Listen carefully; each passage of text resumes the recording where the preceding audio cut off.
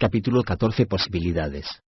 Al rey Oboul, por lo general, le gustaban las oraciones de los muchos orcos que rodeaban su palacio temporal, una pesada tienda montada dentro de otra más amplia que, a su vez, estaba montada en el interior de otra más amplia aún. Las tres estaban reforzadas con metal y madera, y sus entradas daban a puntos diferentes para mayor seguridad. Los guardias de más confianza de Oboul, con pesadas armaduras y grandes armas relucientes, patrullaban los dos corredores exteriores. Las medidas de seguridad eran relativamente nuevas, se remontaban al momento en que el rey orco había empezado a reforzar su dominio y a desarrollar su estrategia, un plan, como vinieron a recordarle las ovaciones de ese día, que podría no tener muy buen encaje con los instintos guerreros de algunos de sus súbditos. Acababa de librar los primeros combates de lo que él sabía que sería su larga lucha entre las piedras del Valle del Guardián. Su decisión de posponer el ataque a Mithril había dado lugar a bastantes protestas aireadas en voz baja. Y, por supuesto, eso no había sido más que el comienzo. Avanzó por el corredor exterior de su palacio tienda hasta llegar a la entrada y miró hacia afuera, a la gente reunida en la plaza de la nómada ciudad orca. Por lo menos, había 200 de sus secuaces en el exterior, lanzaban gritos entusiastas, alzaban armas al aire y se palmeaban los unos a los otros en la espalda. Habían llegado noticias de una gran victoria orca en el bosque de la luna, rumores sobre cabezas elfas clavadas en estacas a la orilla del río. Deberíamos ir a ver las cabezas, le dijo Kna Oboul mientras se movía sensualmente a su lado. Es una visión que me llenaría de lujuria. Oboul movió la cabeza para mirarla, y le sonrió, sabiendo que la estúpida Kna jamás entendería que era una mirada de compasión. Afuera, en la plaza, las ovaciones se convirtieron en un lema repetido. Karuk, Karuk, Karuk. No era nada inesperado. Oboul, que había recibido noticia de la lucha librada en el este la noche anterior, antes de que llegara el mensajero público, hizo una señal a los muchos leales que había distribuido por el lugar y que, al ver su gesto, se mezclaron con la multitud. Una vez allí empezaron a corcar otro nombre. Muchas flechas. Muchas flechas. Muchas flechas. Y poco a poco, la invocación al reinado fue imponiéndose a la ovación al clan. Llévame ahí y te amaré, susurró Kna al oído del rey orco, pegándose más a su costado. Los ojos inyectados en sangre de Oboul se entrecerraron y se volvió otra vez a mirarla.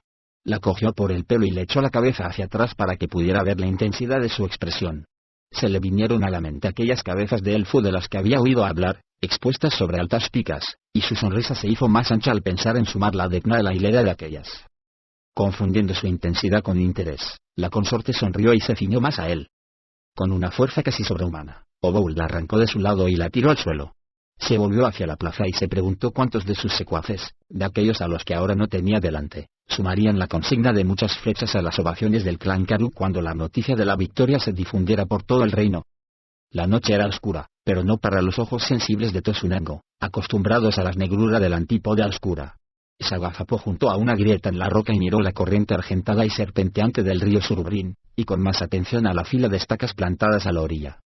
Los perpetradores se habían desplazado hacia el sur, junto con el trío instigador formado por Nark, Untol y el joven y advenedizo Togwituk. Habían hablado de atacar a los enanos Batleamer en el Surubrín. Oboul no vería con buenos ojos tamaña independencia entre sus filas y, cosa extraña, al Drow tampoco lo entusiasmaba demasiado la perspectiva. Había sido él personalmente el que había conducido el primer ataque orco sobre esa posición enana, infiltrándose e imponiendo silencio en la atalaya principal antes de que la marea de los orcos obligara al clan Batleamer a meterse otra vez en su agujero. Aquel había sido un buen día. Tosun se preguntaba qué era lo que había cambiado. ¿Qué le había provocado esa melancolía ante la perspectiva de una batalla, especialmente una batalla entre orcos y enanos, dos de las razas más feas y apestosas que hubiera tenido el disgusto de conocer? Mientras contemplaba el río, allá abajo, consiguió entenderlo. Tosun era un drow, había crecido en Menzoberranzan y no tenía la menor simpatía por sus primos elfos de la superficie. La guerra entre los elfos de la superficie y los de la antípoda oscura era una de las rivalidades más encarnizadas que se hubieran visto en el mundo, una larga historia de hechos ruines e incursiones asesinas equiparables a cualquier cosa que pudieran concebir los demonios del abismo y los diablos de los 9 infiernos enzarzados en una lucha permanente. Cortarle el gaznate a un elfo de la superficie jamás le había planteado un dilema moral a Tosun, pero había algo en aquella situación, algo relacionado con esas cabezas, que lo desconcertaba, que lo llenaba de horror. Aunque odiaba a los elfos de la superficie, despreciaba más intensamente a los orcos. La idea de que los orcos hubieran conseguido semejante victoria sobre cualquier clase de elfos hacía que se le helara la sangre. Había crecido en una ciudad de 20.000 elfos oscuros, cuya población de esclavos orcos, goblins y kobolds podía triplicar a la de aquellos.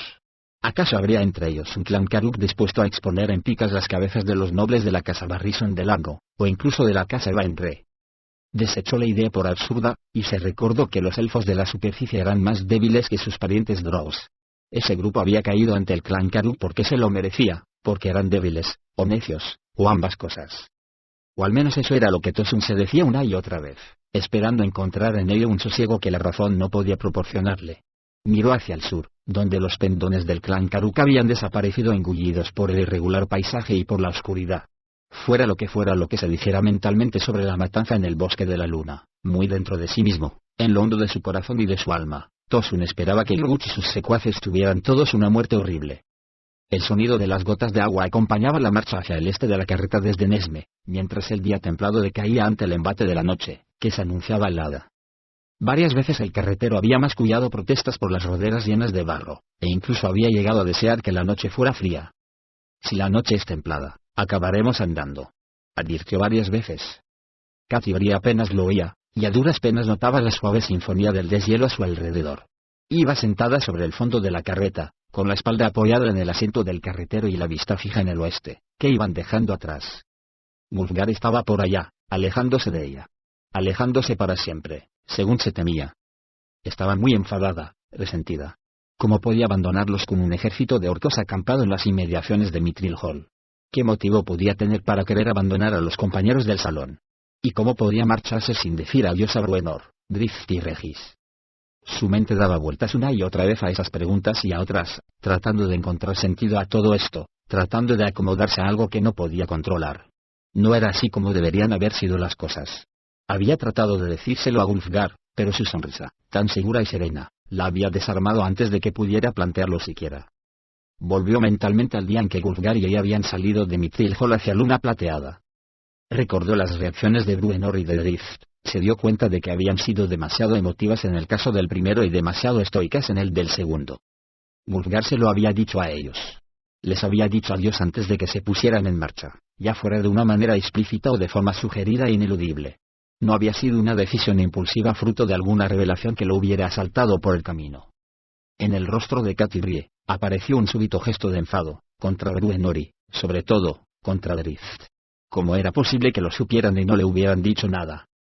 Rápidamente, desechó el enfado al darse cuenta de que había sido así como lo había querido Wulfgar. Esperó a decírselo cuando hubieran recuperado a Coulson. Catti asintió calladamente al pensar en eso. Había esperado porque sabía que a la vista de la niña a la que había apartado de su madre y a la que debía devolver, las cosas serían más claras para Catti. No estoy enfadada con Wulfgar ni con ninguno de ellos, dijo en un susurro. ¿Qué? Preguntó el carretero, y la mujer le respondió con una sonrisa que hizo que el hombre volviera a ocuparse de lo suyo. Catti mantuvo la sonrisa mientras volvía a fijar la mirada en el oeste, entrecerrando los ojos, revistiéndose de una máscara para mantener a raya las lágrimas que pugnaban por salir. Wulfgar se había marchado, y considerando los motivos que había tenido para ello, sabía que no podía culparlo. Ya no era un hombre joven. Todavía tenía que hacer fortuna, y no le sobraba el tiempo. No la haría en Mithril Hall, y en las ciudades próximas a la plaza fuerte de los enanos la gente no se parecía a Wulfgar ni por su aspecto ni por su sensibilidad. Su hogar era el Valle del Viento Helado. Ahí estaba su pueblo. Solo en el Valle del Viento Helado podía confiar en encontrar una esposa. Catti ya estaba fuera de su alcance, y aunque no albergaba contra ella ningún rencor, comprendía cuán doloroso habría sido para él verla con Drift. Ella y Wulfgar habían tenido su momento, pero ese momento había pasado, se lo habían arrebatado los demonios, tanto los que Wulfgar llevaba dentro como los habitantes del abismo. El hecho era que el momento había pasado y no parecía haber otros momentos reservados para Wulfgar en la corte de un rey enano. Adiós para siempre, dijo Catti moviendo los labios, y jamás había puesto tanto sentimiento en una palabra. Se agachó para acercar a Coulson a las gotas de nieve en flor, cuyas diminutas campanulas blancas competían con la nieve a lo largo del camino. Las primeras flores, el primer anuncio de la primavera. Para mamá, dijo Coulson alegremente, sosteniendo la primera sílaba del nombre de Deji durante un segundo, lo que aumentó la pena de Wulfgar. Flores canturreó mientras arrancaba una y se la llevaba a la nariz. Wulfgar no corrigió su pronunciación, porque brillaba tanto como lo hubiera hecho jamás cualquier flor. Flores para mamá, dijo, y añadió algo más en su media lengua que Wulfgar no consiguió descifrar, aunque era evidente que la niña pensaba que estaba hablando coherentemente. Wulfgar estaba seguro de que al menos para ella tenía perfecto sentido lo que decía. Se encontraba ante una pequeña personita, y Wulfgar tomó conciencia de ello en aquel momento de inocencia. Una persona pensante, racional. Ya no era un bebé, no estaba indefensa ni inconsciente. La alegría y el orgullo que sintió Wulfgar se vieron atemperados, sin duda, al darse cuenta de que pronto tendría que entregar a Coulson a su madre, a una mujer que la niña no conocía y en una tierra a la que nunca había llamado su hogar. Que así se dijo. Coulson lo miró y rió contenta, y poco a poco, el deleite que sentía Wulfgar se impuso al temor de lo que se avecinaba. Sintió la primavera en el corazón, como si el velo de amargura que lo cubría se hubiera disipado por fin. Nada podría cambiar esa sensación arrolladora. Era libre. Estaba contento. En lo más hondo sabía que lo que estaba haciendo era bueno y estaba bien. Al agacharse sobre la flor notó también otra cosa, una huella fresca en el barro, justo en el borde de la nieve endurecida. Era la huella de un pie envuelto en lana burda, así que como estaba muy lejos de cualquier ciudad, inmediatamente la identificó como la huella de un goblin. Se puso de pie y miró a su alrededor. Contempló a Coulson y, tras dirigirle una sonrisa tranquilizadora, apuró el paso por el accidentado camino. Por fortuna, su rumbo era el contrario al que había tomado aquella criatura. No quería tener que pelear ese día, ni ningún otro día en que tuviera a Coulson en brazos. Una razón más para llevar a la niña donde le correspondía estar. Wulfgar subió a la niña sobre los anchos hombros y se puso a silbar muy quedo para ella mientras sus largas piernas lo llevaban rápidamente hacia el oeste. Hacia su hogar. Al norte de la posición de Wulfgar, 4 enanos, un alfín y un drow se reunían en torno a una pequeña hoguera en un valle nevado. Se habían detenido temprano a fin de encender un fuego para calentar algunas piedras que les permitieran pasar mejor la fría noche.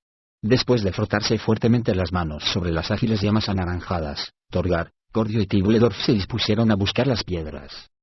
Bruenor casi no reparó en su marcha, porque tenía los ojos fijos en el saco de rollos y artefactos, y en un tapiz enrollado que había muy cerca. Mientras Regis empezaba a preparar la cena, Drizzt permanecía ahí sentado, observando a su amigo enano. Sabía que dentro de Bruenor se libraba una lucha, y que pronto tendría que decir lo que pensaba. Como obedeciendo a una señal, Bruenor se volvió hacia él. Creía haber encontrado Gauntlegrim y mis respuestas, dijo. No sabes si las has encontrado o no, le recordó Drizzt. Bruenor protestó por lo bajo.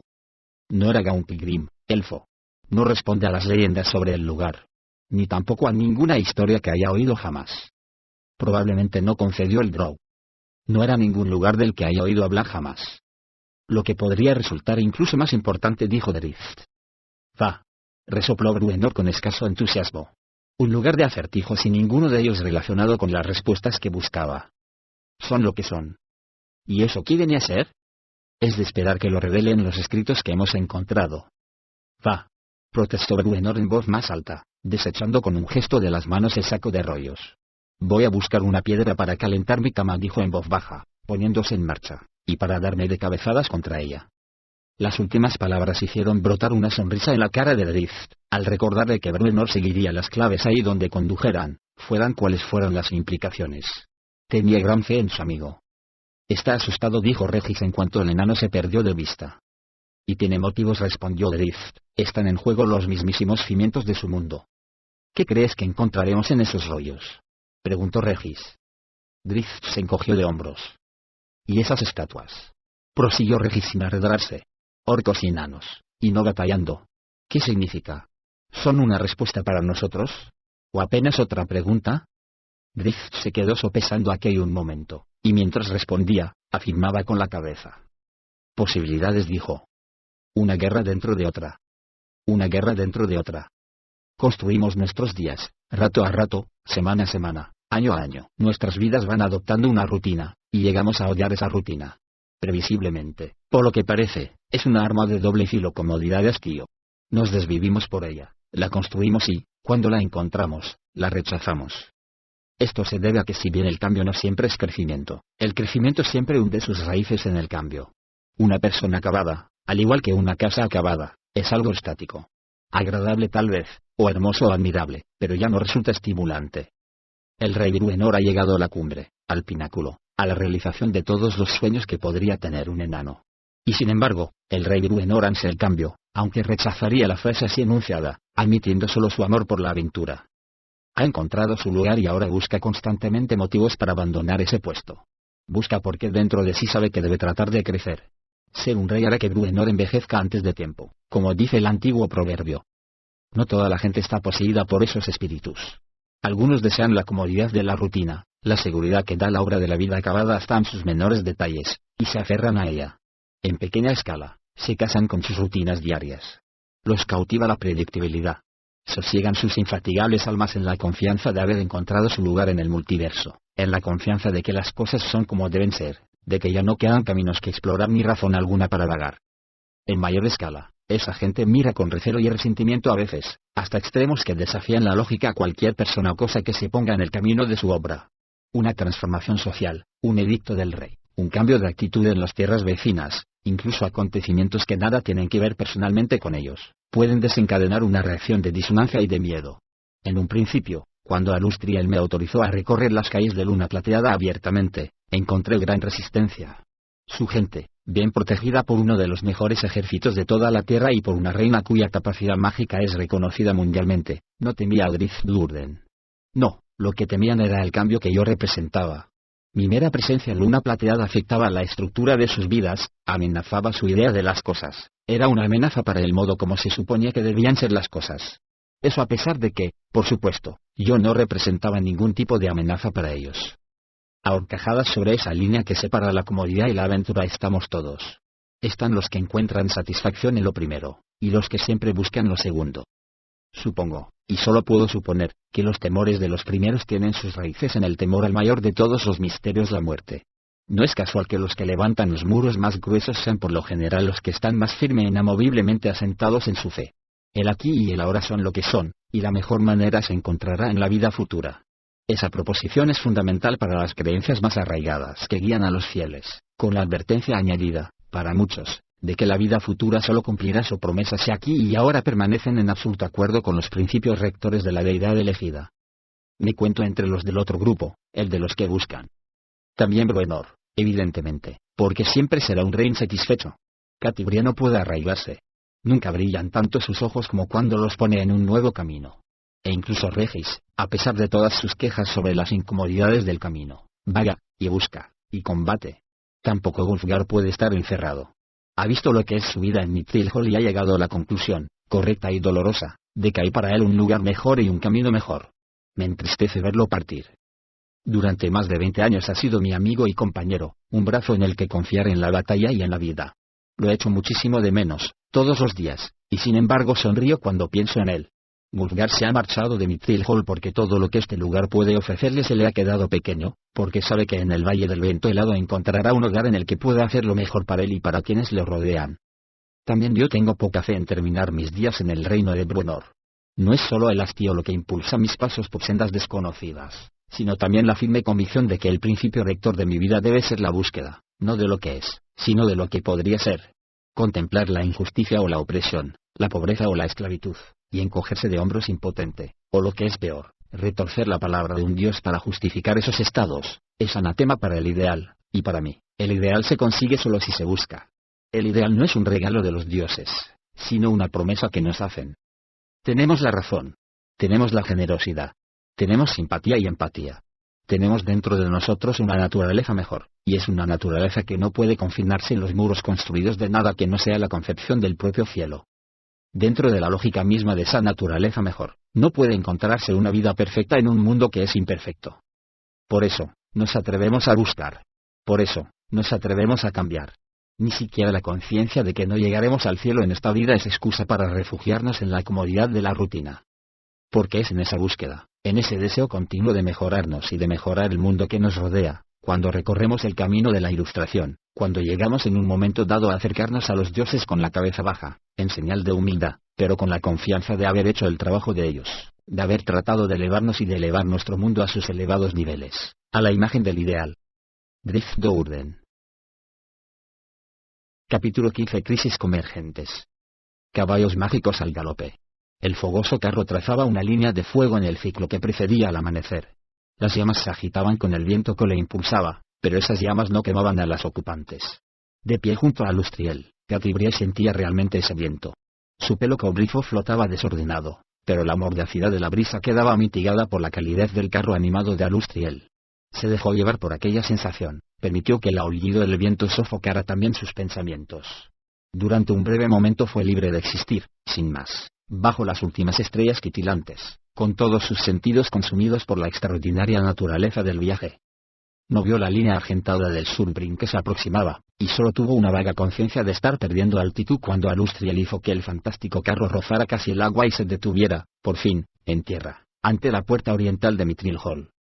Pocos enanos estaban fuera a hora tan temprana, pero los que lo estaban, en su mayoría montando guardia a lo largo de la muralla septentrional, acudieron corriendo y vitoreando a la señora de luna plateada.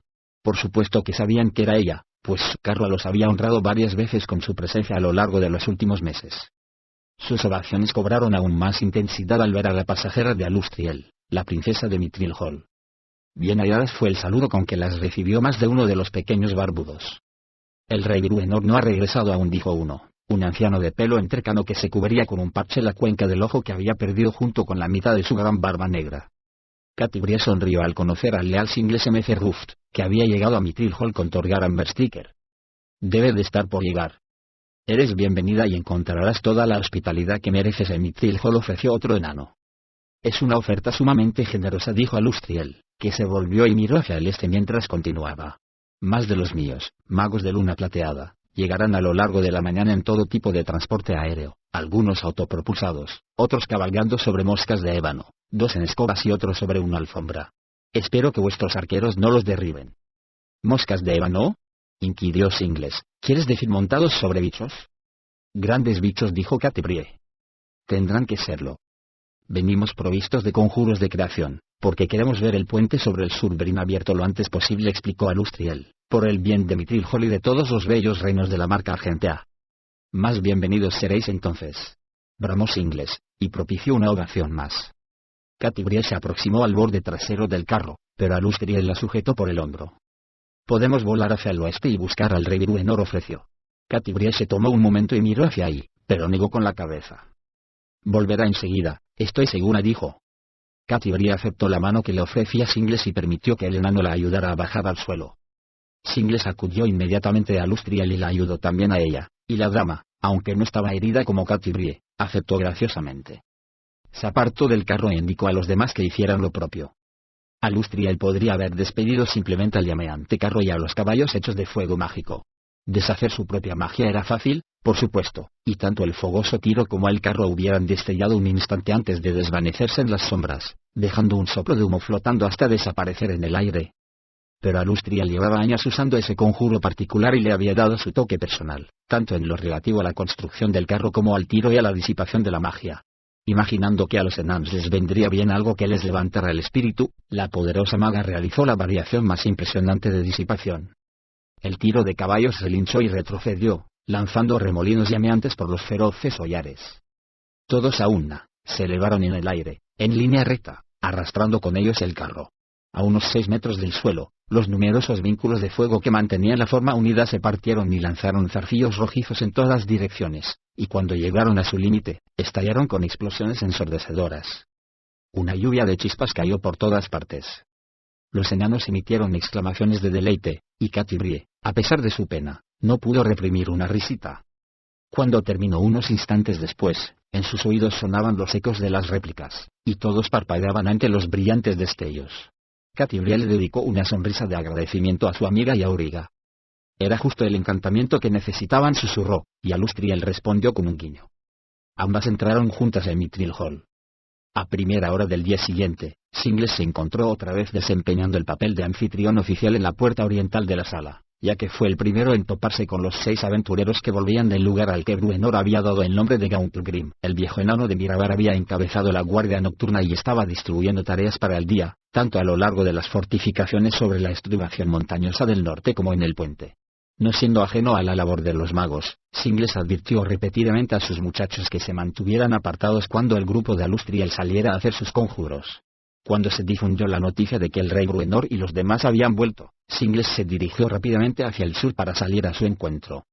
¿La encontraste, entonces, mi rey?, preguntó, ansioso, expresando lo que pensaban y murmuraban todos los que tenía alrededor. Bueno, respondió Bruenor en un tono sorprendentemente poco entusiasta. Hemos encontrado algo, pero todavía no sabemos si se trata de Gauntlegrim.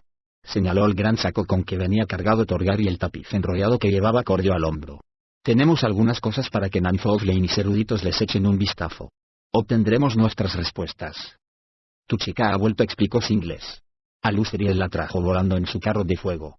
Ella también está aquí, con 10 magos de luna plateada. Todos vinieron a trabajar en el puente. Bruenor, Drift y Regis intercambiaron miradas al terminar Singles.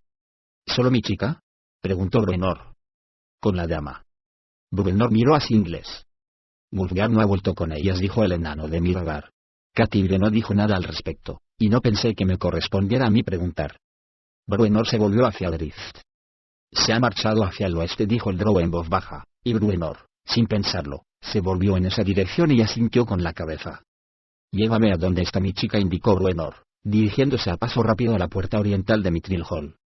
Encontraron a Catibre, a Lustriel y los magos de luna plateada por el corredor.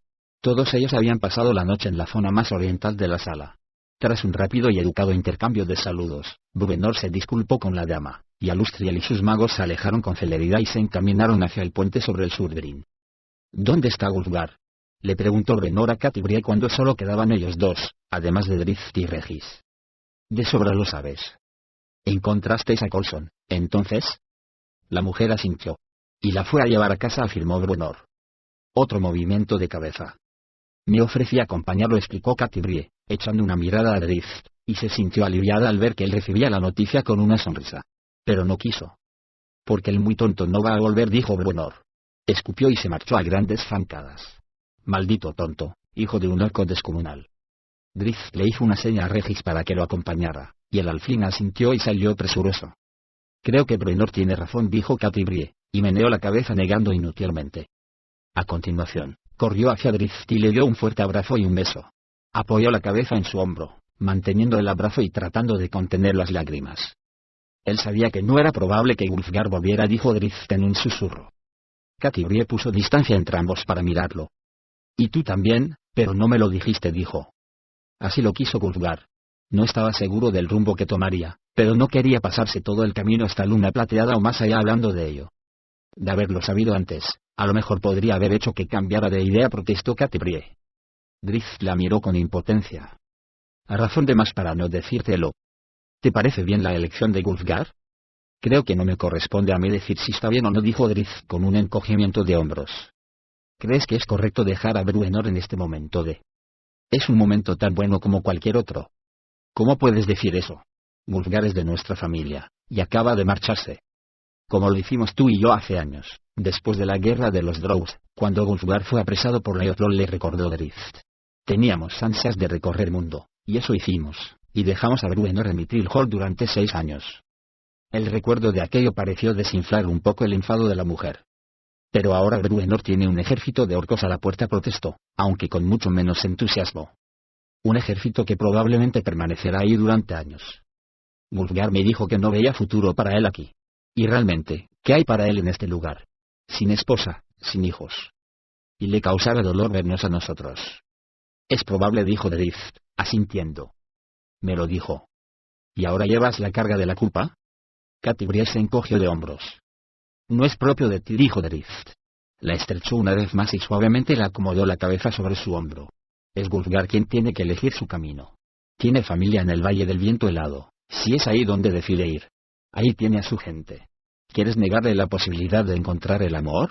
¿No debería tener hijos que continúen la herencia de su liderazgo entre las tribus del Valle del Viento y Helado? Catibre se quedó callada largo rato. Ya lo echo de menos, dijo con voz ahogada por la pena. Igual que yo. Y también lo echarán de menos Bruenor y Regis, y todos cuantos lo conocen. Pero no se ha muerto. No cayó en batalla, como temimos todos aquellos años. Seguirá su camino, para llevar a Coulson a casa, como a él le parece oportuno, y después, tal vez, al Valle del Viento Helado, o tal vez no.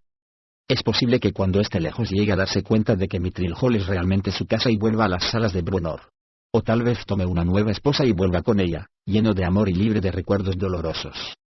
Apartó a Catibre y fijó en sus intensos ojos azules su mirada color lavanda. Tienes que confiar en Wulfgar. Se lo ha ganado con creces. Déjalo que recorra el camino que haya escogido, sea cual sea, y ten por seguro que tú y yo, y Bruenor y Regis, estamos en su corazón del mismo modo que él está en el nuestro. Cargas con una culpa que no mereces. ¿Realmente querrías que Wulfgar no siguiera su camino para curar tu melancolía? Catibre pensó unos instantes lo que había dicho y, por fin, sonrió. Mi corazón no está vacío, dijo, y acercándose a Drift le besó otra vez con la urgencia de la pasión. Pide lo que necesites y lo tendrás, le aseguró Bruenor a Nanfole mientras el gnomo sacaba con todo cuidado del saco uno de los rollos de pergamino. Panza redonda, aquí presente, es tu esclavo, y acudirá a mí y a todos los míos a una orden de Nanfole. El gnomo empezó a desenrollar el documento, pero hizo una mueca y se detuvo al oír el crujido del frágil pergamino. Tendré que fabricar aceites de preservación, le explicó a Bruenor. No me atrevo a exponer esto a la luz hasta que lo haya sometido al tratamiento adecuado. Todo lo que necesites, volvió a asegurarle Bruenor. Haz lo que debas hacer, y hazlo deprisa.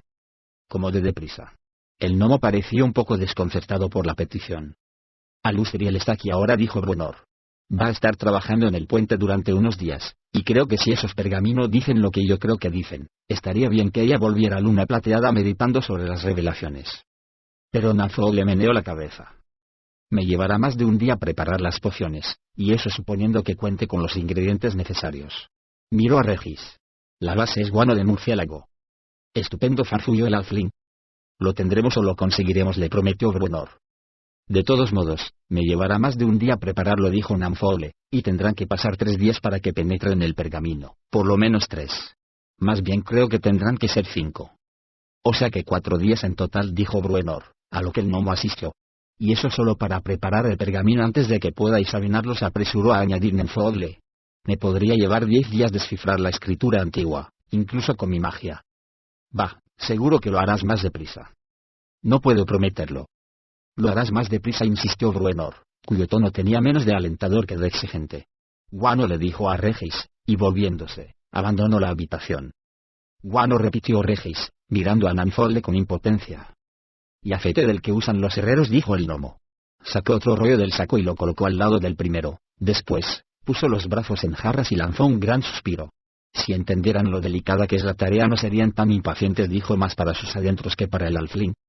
Bruenor no tiene tiempo para delicadezas, supongo, dijo Regis. Demasiados orcos por ahí para andarse con tonterías. Orcos y enanos, musitó el gnomo. Orcos y enanos. Así, ¿cómo va un artista a hacer su trabajo? Volvió a suspirar, como diciendo si no hay más remedio, y se dirigió al armario donde guardaba el mortero con su correspondiente mano y todo un surtido de cucharas y frascos. Siempre corriendo, siempre gruñendo, se quejó. Orcos y enanos, siempre igual. Los compañeros casi no habían tenido tiempo de acomodarse en sus habitaciones de Mithril Hall, al este del barranco de Garum, cuando les vinieron a decir que había llegado otro huésped inesperado a la puerta oriental. No sucedía con frecuencia que los elfos se presentaran a la puerta del rey Bruenor, pero ésta se abrió de par en par para recibir a Aralien del Bosque de la Luna. Drift, Catibria y Bruenor esperaban al elfo con impaciencia en la sala de audiencias del rey. Alustriel ahora, Aralien, dijo Bruenor, asintiendo a cada palabra. Todos juntos. En cuanto descifremos las palabras de los pergaminos los convenceremos de que es hora de atacar a los apestosos orcos. Drift se reservó sus dudas, y Catibria se limitó a sonreír y a sentir. No había motivo para rebajar el optimismo de Bruenor con una inyección de cruda realidad. Sabemos que Advar y Felbar combatirán con nosotros, prosiguió Bruenor, totalmente ajeno a la falta de entusiasmo de su público. Si conseguimos que el Bosque de la Luna y Luna Plateada se unan a nosotros, haremos que los orcos vuelvan a sus agujeros más rápidamente que volando, no lo dudéis ni un instante. En el tiempo que pasó antes de que Aralien fuera conducido a la sala y presentado formalmente, siguió paseándose de un lado a otro. Bien hallado, rey Bruenor, dijo el elfo cuando hubieron terminado de leer la larga lista de sus merecimientos y títulos. Llego con noticias del Bosque de la Luna. Un largo viaje para venir solo a compartir el pan, dijo Bruenor. Hemos sufrido una incursión de los orcos, explicó Aralien, sin reparar en la pequeña broma de Bruenor. Un ataque coordinado y astuto. Compartimos vuestro dolor, respondió Bruenor, y Aralien inclinó la cabeza en señal de agradecimiento. He perdido a varios de los míos, prosiguió Aralien, elfos que deberían haber visto el principio y el fin de siglos por venir. Miró directamente a Drift al continuar. Innovindil entre ellos. Drift abrió los ojos, asombrado, dio un respingo y se tambaleó. Catibria le pasó un brazo por la espalda para sostenerlo. Y crepúsculo con ella, añadió Aralien, con voz menos firme. Fue como si los orcos hubieran previsto su llegada al campo y estuvieran bien preparados. Drift respiraba agitadamente. Dio la impresión de que iba a decir algo, pero no salió una sola palabra de su boca y solo tuvo fuerzas para negar con la cabeza. Sintió un gran vacío dentro de sí mismo, una sensación de pérdida y una dura llamada de atención sobre la inmediatez del cambio, un repentino e irreversible recordatorio de la mortalidad. Comparto tu pena, dijo Ralien. Innovindil era mi amiga, querida para todos cuantos la conocían. Y Amanecer está desolado, podéis creerlo, por la pérdida de Innovindil y del Crepúsculo, su compañero durante todos estos años. Malditos orcos, gruñó Bruenor, ¿todavía seguís pensando que deberíamos dejarlos campear por sus aspectos? ¿Todavía creéis que el reino de Bowl debe seguir en pie? Los orcos llevan años incontables atacando el bosque de la luna, replicó Ralien. Vienen en busca de leña y cometen desmanes, y nosotros los matamos y los ponemos en fuga, pero esta vez su ataque fue mejor, creemos que demasiado para esa raza simplista. Cuando acabó miraba otra vez directamente a Drift, hasta el punto que Bruenor y Catti le dirigieron miradas inquisitivas. Tosunango, concluyó Drift. Sabemos que anda por la región, y aprendió mucho sobre nuestras costumbres en el tiempo que pasó con Albondiel y Sinafain, explicó Ralien. Drift asistió. Su expresión desolada fue reemplazada por otra de determinación. Había prometido cazar a Tosun cuando él e Innovindil habían llevado de vuelta al bosque de la luna el cadáver de Ifain. De repente, se le hacía urgente cumplir esa promesa. Como reza el proverbio, un viaje lleno de tristeza es 10 veces más largo, dijo Bruenor. Ponte cómodo, Ralien del bosque de la luna. Mis muchachos atenderán todas tus necesidades y puedes permanecer aquí todo el tiempo que quieras. Podría ser que tuviera una historia que contarte dentro de poco, una que podría ponernos en mejores condiciones para librarnos de la maldición de Bowl. Según mis amigos, es cuestión de días. Yo soy un mensajero y he venido con una petición, Rey Bruenor, explicó el elfo con otra respetuosa y agradecida inclinación de cabeza. Otros vendrán aquí desde el bosque de la luna si los convocáis, por supuesto, pero yo debo salir por la puerta oriental a más tardar mañana cuando amanezca. Volvió a mirar a Drift. Y esperó no ir solo. Drift dio su asentimiento a la expedición antes de volverse siquiera para consultarlo con Catti. Sabía que ella no le iba a poner reparos. Poco después, la pareja estaba a solas en su habitación, y Drift empezó a preparar su petate. ¿Vas a ir a por Tosun?, observó Catti. No fue una pregunta. ¿Tengo elección? No. Solo querría estar bien para acompañarte. Drift dejó lo que estaba haciendo y se volvió a mirarla. En Menfoberranzan se dice que has visto drow ven tu drow, lo que significa solo un drow puede cazar a otro drow. Entonces, buena caza, dijo la mujer dirigiéndose al armario para ayudar a Drift con sus preparativos. No parecía nada enfadada con él, por eso, cogió a Drift totalmente descolocado cuando le preguntó, ¿te habrías casado con Innovindil cuando yo ya no estuviera? Drift se quedó de piedra y solo pudo reunir el valor para volverse y mirarla. Ella sonreía levemente y parecía muy tranquila y cómoda. Se desplazó hacia la cama. Se sentó en el borde y le hizo señas a Drift para que hiciera lo mismo. ¿Lo hubieras hecho?, volvió a preguntar cuando él se acercó.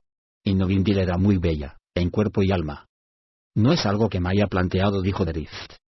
La sonrisa de Catti se acentuó. Ya lo sé, lo tranquilizó, pero te pido que lo consideres ahora. ¿Podrías haberla amado? Drift se tomó unos instantes para pensarlo. No lo sé, admitió finalmente. ¿Y jamás te lo preguntaste? Drift volvió mentalmente a un momento que había compartido con Innovindil cuando los dos estaban solos entre las líneas de los orcos. Innovindil había estado a punto de seducirlo, aunque solo había conseguido que viera con más claridad lo que sentía por Catti, a quien creía muerta en ese momento. Creo que podrías haberla amado, dijo Catti. Puede ser que tengas razón, respondió. ¿Crees que habrá pensado en ti en sus últimos momentos? Drift abrió los ojos como platos al oír la intempestiva pregunta, pero Catti no cejó en su empeño. Es probable que haya pensado en Taratiel y en lo que fue, respondió. O en Drift y lo que pudo ser. Drift negó con la cabeza. No habrá pensado en eso, no en ese momento. Lo más probable es que solo pensara en Crepúsculo. La esencia del elfo es vivir el momento, el presente. Soñar con lo que es, sabiendo y aceptando que lo que tenga que ser será, por más esperanzas y planes que uno haga. Innovindil habrá tenido un momento de añoranza para Drift, y para el amor potencial que se ha perdido, dijo Catti. Drift no la rebatió, no pudo, viendo el tono y la expresión de generosidad de ella. La mujer lo confirmó un momento después, riendo y alzando una mano para acariciarle la mejilla. Lo más probable es que me sobrevivas varios siglos, explicó. Comprendo las implicaciones que esto tiene, mi amor, y sería una necia egoísta si esperara que te mantuvieras fiel a mi recuerdo. Yo no querría, y no quiero, eso para ti. Eso no significa que tengamos que hablar de ello, replicó Drift. No sabemos a dónde nos llevan nuestros caminos, ni cuál de nosotros sobrevivirá al otro. Vivimos tiempos de peligro en un mundo peligroso. Lo sé, ¿no crees, entonces, que no vale la pena hablar de ello? Catti se encogió de hombros, pero poco a poco su sonrisa desapareció y algo nubló su expresión. ¿De qué se trata?, preguntó Drift, y cogiéndola de la barbilla la obligó a mirarlo. Si los peligros no ponen fin al tiempo que pasemos juntos, ¿qué sentirá Drift dentro de 20 años? ¿O de 30? El Drow la miró con extrañeza. Tú todavía serás joven y guapo, estarás lleno de vida y tendrás amor a raudales para dar, explicó Catti-brie. En cambio, yo seré vieja, estaré encorvada y fea. Estoy segura de que permanecerás a mi lado, pero, ¿qué vida será esa? ¿Dónde habrá quedado el deseo? Fue Drift el que rió ahora. ¿Puedes mirar a una mujer humana que ha vivido 70 años y considerarla atractiva? ¿No hay parejas de humanos que se siguen amando después de tantos años juntos? Preguntó Drift. ¿No hay esposos humanos que aman a sus esposas incluso cuando ya han cumplido los 70 años? Pero los esposos no suelen estar en la primavera de la vida. Te equivocas porque piensas que eso va a suceder de la noche a la mañana, en un abrir y cerrar de ojos, dijo Drift. Nada de eso, ni siquiera para un elfo que contempla el tiempo de vida de un humano. Cada arruga se gana, amor mío. Día a día pasamos el tiempo juntos, y los cambios que se producen nos los ganamos. En el fondo de tu corazón, sabes que te quiero, y no tengo duda de que mi amor aumentará con el paso de los años. Yo conozco tu corazón, Catti-brie. Para mí eres maravillosamente predecible en algunos aspectos, y no lo eres en otros. Sé que elegirás en cada momento. Siempre te inclinas por la justicia y la integridad. Catti-brie sonrió y lo besó, pero Drift la apartó rápidamente. Si el feroz aliento de un dragón me alcanzara y me imprimiera horribles marcas en la piel, o me dejara ciego y no pudiera sacarme de encima el hedor a carne quemada, ¿seguiría amándome Catti-brie? Fantástico razonamiento, dijo la mujer con guasa. Lo haría. ¿Permanecería a mi lado? Por supuesto. Y si yo pensara lo contrario, jamás habría deseado ser tu marido. ¿No confías tú en mí de la misma manera? Catti-brie sonrió y lo volvió a besar. Entonces, lo empujó de espaldas sobre la cama. El equipaje podía esperar. A primera hora de la mañana siguiente, Drift se inclinó sobre Catti-brie, que todavía dormía, y le rozó levemente los labios con los suyos. Se la quedó mirando un largo rato, incluso mientras se dirigía hacia la puerta. Por fin, se volvió y a punto estuvo de dar un salto de sorpresa, porque apoyado contra la puerta estaba Taolmaril, el buscacorazones, el arco de Catti-brie, y debajo, su aljaba mágica, la que nunca se quedaba sin flechas. Por un momento, Drift se quedó perplejo, hasta que reparó en una pequeña nota que había en el suelo, junto a la aljaba. Por una pequeña perforación que tenía en una esquina de lujo que había estado pegada a la parte superior del arco, pero se había desprendido. Supo lo que decía incluso antes de acercarla lo suficiente para leerla. Se volvió una vez más a mirar a la mujer. Tal vez no estuviera con él físicamente, pero con Taolmaril en sus manos, estaría junto a él en espíritu. Drift se colgó el arco al hombro, luego recogió la aljaba e hizo otro tanto. Miró una última vez a su amada y dejó la habitación sin hacer el menor ruido.